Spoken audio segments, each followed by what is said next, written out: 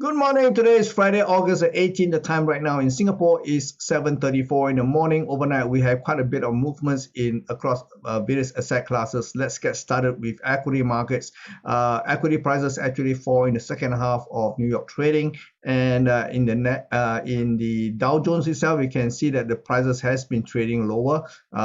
Right now, I'm referencing the micro E-mini Dow futures, and the low traded overnight was 34,471 in electronic trading early this morning.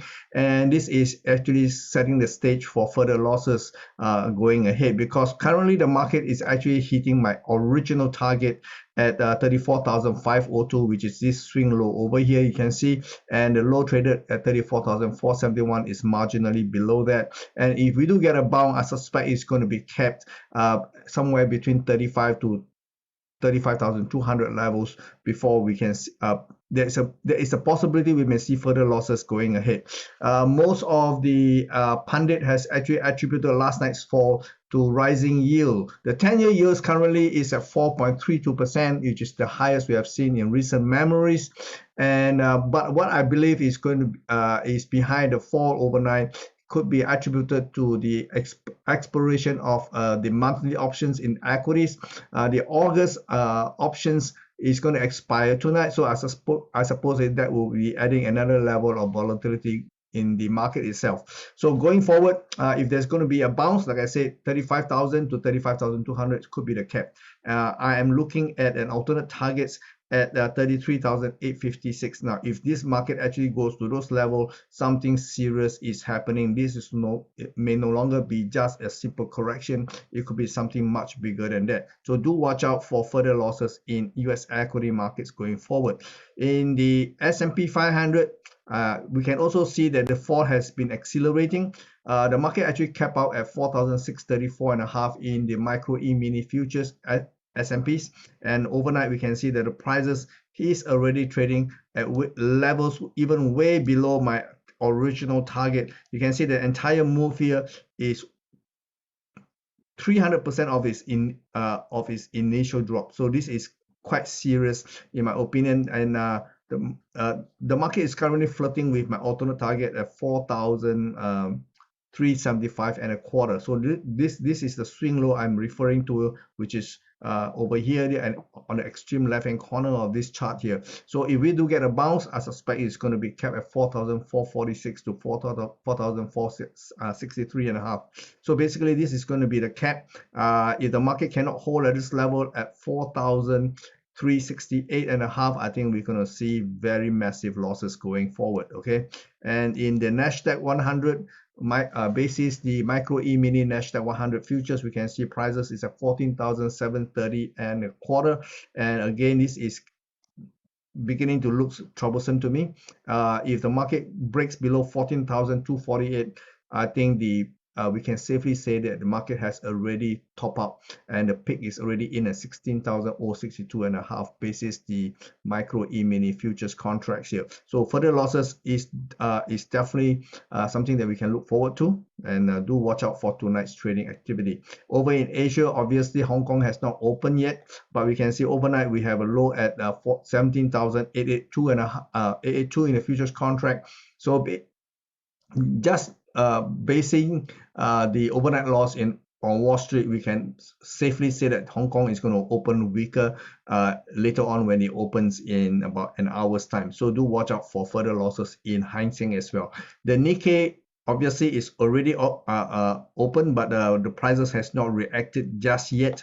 We can see that the Nikkei actually traded to a low overnight at 31,280 in the futures contract. This morning we have the release of the Japanese inflation numbers. They are marginally higher, so the core especially is marginally higher than expected. So that could actually give rise to the idea that the Bank of Japan may actually be looking to hold on to its interest rate policy for now, with no intervention in sight. Now, as this market goes down, I think later on we probably will see a price target move to 30,720 to 31,240 levels. This is originally my target levels. for the Nikkei 225 futures.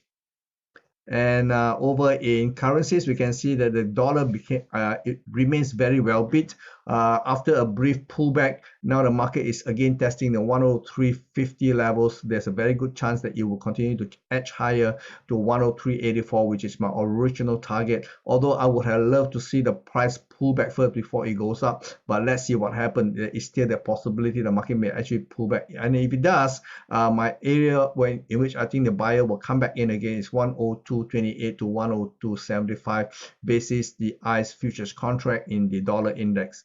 And over in the spot market, we can see the euro dollar continue to edge lower overnight to 108.56, and market right now is getting very close to the swing low level at 108.44, which is just nearby, and obviously this is vulnerable to a rebound, and if there's going to be one, I think the market will be kept at 109.60 to 109.85 levels before we see further losses ahead.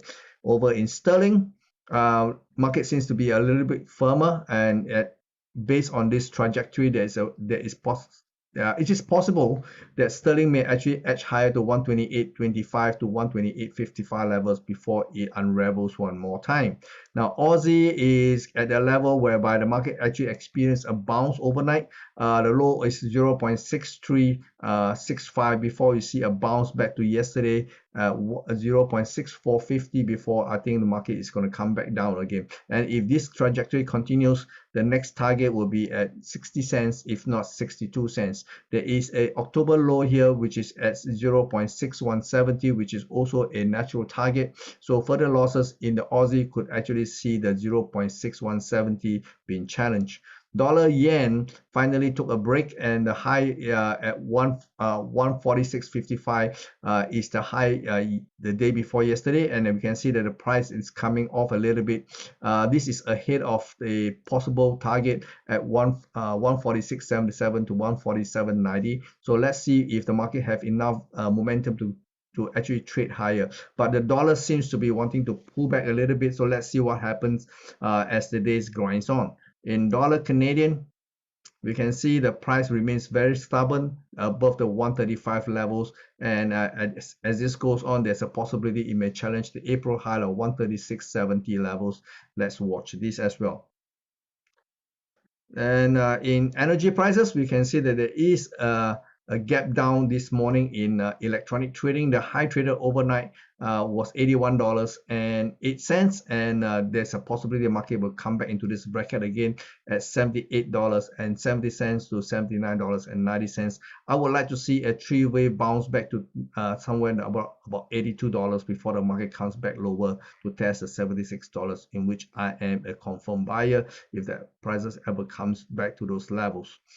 In gold market, gold has been coming off on the face of a rising yield as well as a strong dollar. Of course, we all know gold and in particular precious metals do not carry any yield. So if the yield in US treasuries continue to edge higher, it will take away the motivation to buy gold or even silver. So it's not a surprise that gold prices is currently trading at $1,884.60 basis the spot market, and this is already below the June low of $1,892.80. Are we going to see further losses? Perhaps, but I think if we're going to get a bounce, I think it's going to be capped at $1,907 per ounce.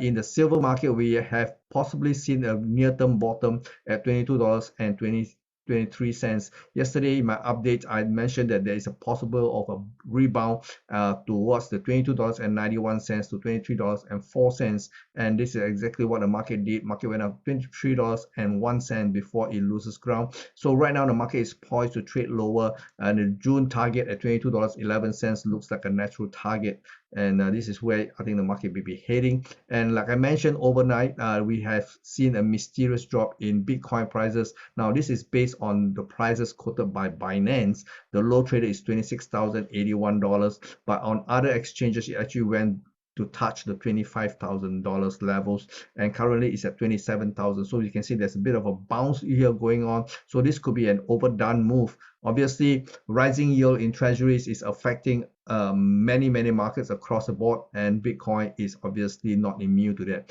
So this is all I have for you for today, and I'll come back to you next Monday with another update. Bye bye, take care, and I wish you a great weekend ahead.